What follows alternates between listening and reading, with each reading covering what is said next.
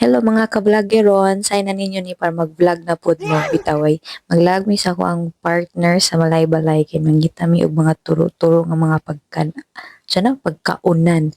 Yes, ug nami diri nakakita na mi mo ni mga naglinya.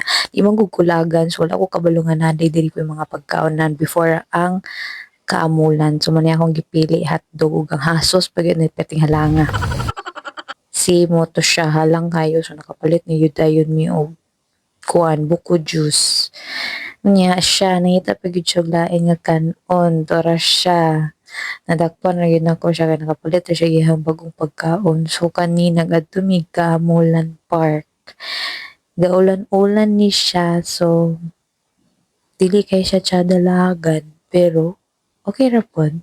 Kinalingaw man akong partner tanawa ra gud.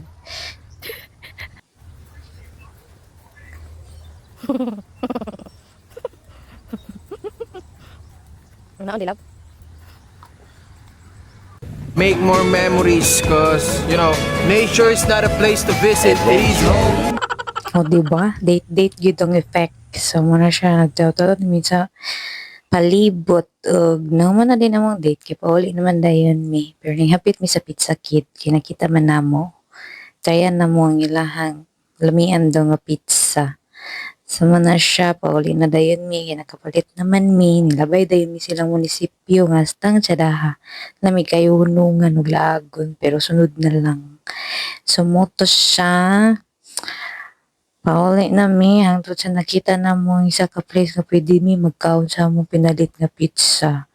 There is somewhere sa Valencia, Bagong Taas. So, nagsimut-simutan ako kung sa baho. Actually, murag feel na ko lami ang Pizza Kid kung init pa gyud siya. So kanaga dili naman kay siya init, murag nawala na gyud ang iyang essence yung pagkalami out siya. So sunod mo to magpalitan na init na gyud dito na gyud na mo i-dine in na gyud ang pagkaon. So mora to, goodbye.